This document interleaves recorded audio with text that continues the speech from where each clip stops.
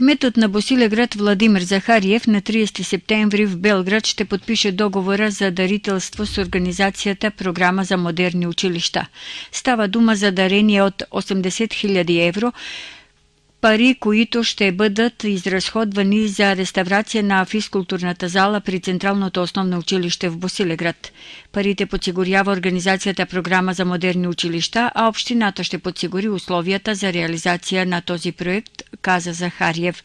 Той поясни, че проектът предвижда цялостна вътрешна реставрация на залата и слагане на покрив. Генералното консулство на България в град Ниш призова всички пълнолетни български граждани, живеещи в Сърбия, които притежават българско гражданство и български лични документи, да употребят своето право на вод за парламентарните избори в България на 5 октомври 2014 година. В съответствие с указ на президента на Република България и със съгласието на правителството на Република Сърбия, ще се гласува в посолството в Белград и в Генералното консулство на Република България в Ниш, където са образувани избирателни секции за провеждането на изборите. Подробна информация относно правилата за гласуване можете да намерите на сайтовете на Централната избирателна комисия и Министерството на външните работи на Република България, както и в Генералното консулство на Република България в Ниш. Срокът за погасяване на сметките за похарчен ток през месец август изтича утре на 25 септември, казаха надлежни от електроразпределителното в Босилеград. Те допълват, че потребителите, които погасят сметките си до този срок, през следващия месец ще имат намаление от 5%, в противен случай ще се изчислява лихва на дълга, а за тези, които по-дълъг период не са заплащали дължимата сума, ще бъдат изключени от електромрежата. За разлика от вътрешността в страната, в Босилеград като цяло много по-малко са потребителите, които нередовно заплащат сметките за ток, и това са предимно стопански лица.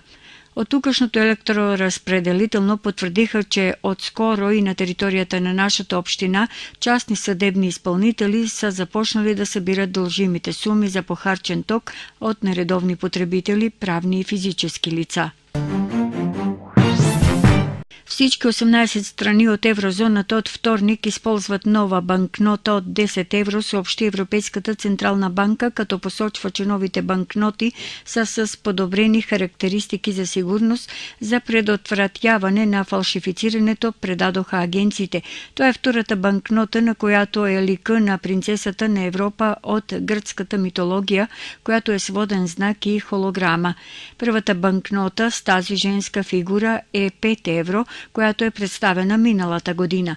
С тези две банкноти се заменят първите банкноти със същата стойност 5 и 10 евро, които са в оборот от въвеждането на еврото през 2002 година.